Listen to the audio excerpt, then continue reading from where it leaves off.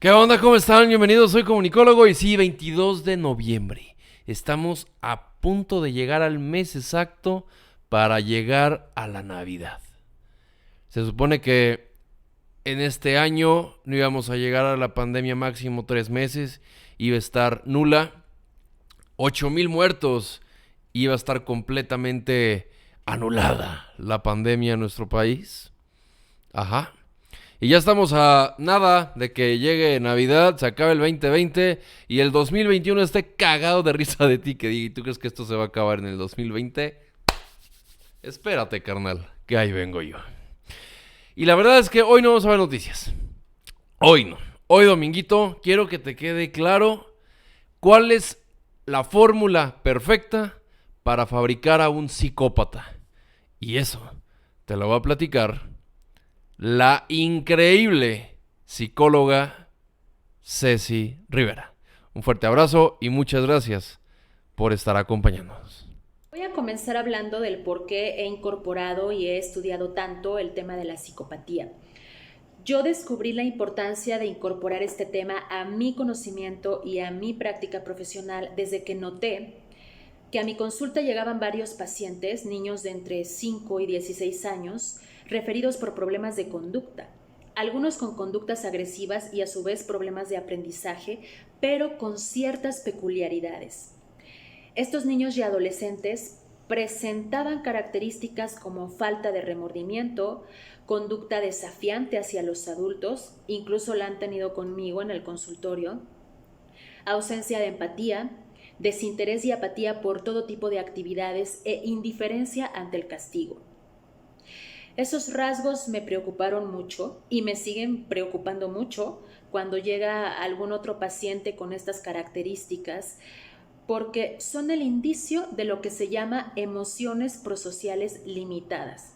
Es decir, es un perfil emocional y cognitivo muy relacionado con la psicopatía en la adultez. Esas características juntas en un niño o en un adolescente nos hablan de una ausencia de empatía peligrosa, de una ausencia de sensibilidad ante las consecuencias de sus actos que si no se detecta, si no se interviene lo más pronto posible, puede lamentarse profundamente en el futuro inmediato y a largo plazo. Entonces, me pareció importante incorporar el tema de la personalidad antisocial y la psicopatía y las primeras señales en la infancia y la adolescencia, así como sus causas. Y lo que yo he podido observar a través de la anamnesis y el seguimiento del contexto social y familiar que realizo con cada uno de mis pacientes, es que cada uno de ellos se está criando en familias disfuncionales. En otros casos tienen antecedentes de maltrato familiar y de abandono, ya sea por parte del padre o de la madre, y aunado a esto, otros viven en un contexto de deprivación sociocultural lamentable. Por eso comencé a estudiar y adentrarme más en este tema, porque es preciso comprender la raíz de las patologías que se forman dentro de la familia, dentro del contexto social. Es urgente detectar en edades tempranas rasgos antisociales de la personalidad, rasgos psicopáticos. Si nos hacemos los ciegos, si le restamos importancia y lo vemos simplemente como un problema de rebeldía o de falta de límites, entonces lo lamentaremos no solo como padres, lo lamentaremos como sociedad, porque esos niños, esos jóvenes con rasgos psicopáticos y antisociales, si no se les interviene inmediatamente, el día de mañana saldrán a la calle y harán daño a la sociedad. Provocarán sufrimiento y romperán más de lo que ya está el tejido social. Entonces, quienes trabajamos con niños y adolescentes tenemos la gran responsabilidad de incorporar los trastornos de conducta y la psicopatía a nuestro campo de conocimiento, para poder prevenir la consolidación de personalidades peligrosas, para poder prevenir la formación de delincuentes, de asesinos, incluso de feminicidas. Estas personalidades anormales provocan un daño irreparable en la sociedad, un daño psicológico, social y hasta económico. Entonces vamos a comenzar por abordar el concepto de psicopatía y los factores que potencian esta personalidad, a los que he denominado los ingredientes para fabricar a un psicópata. La causa de la psicopatía aún es tema de investigación y de debate. ¿el psicópata nace o se hace? Lo que hasta ahora se sabe, de acuerdo a distintas investigaciones y estudios hechos por numerosos especialistas, es que sí existe una predisposición neurobiológica y neuroanatómica, y en otros casos neuroquímica, a la psicopatía. Y a través de diversos y minuciosos estudios se ha observado que existe una funcionalidad anormal entre el sistema límbico y la corteza prefrontal, además de la existencia de un gen, el gen MAO-A, que es hasta la fecha el único ejemplo claro de cómo una mutación concreta puede alterar la conducta. Se encontró este gen alterado en personas con fuertes rasgos psicopáticos y también en niños maltratados de pequeños. Entonces, la alteración de este gen predispone a la conducta violenta.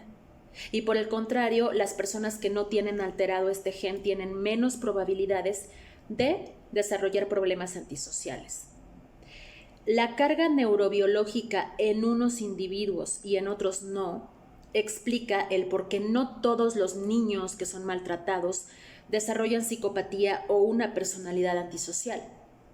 Y por otro lado, no todos los individuos con predisposición neurobiológica a la psicopatía se convierten en psicópatas, ya que existen factores más fuertes que desatan esta estructura de la personalidad. El factor más poderoso y más determinante en muchos casos es la crianza que la persona ha tenido, el contexto en el que ha crecido, los lazos afectivos que sus progenitores han creado con él, el estilo de apego que el niño desarrolla de acuerdo a la seguridad que sus padres le brinden, la estructura de su yo, los traumas que ha tenido o no ha tenido en el desarrollo de su infancia, etc. Robert Hare, famoso doctor en psicología e investigador en psicología criminal, quien ha hecho diversas investigaciones sobre psicopatía en la actualidad, estima que el 1% de la población es psicópata, mientras que el DSM-5, el Manual Diagnóstico y Estadístico de los Trastornos Mentales, estima que la prevalencia oscila entre el 0.2% y el 3.3%. Parece un porcentaje bastante bajo, insignificante, pero sin embargo ese pequeñísimo porcentaje de personas con una estructura anormal de la personalidad hacen un daño profundo y grotesco a la sociedad. Un psicópata es, según Schneider, una estructura anormal de la personalidad por la cual el individuo sufre y hace sufrir a los demás.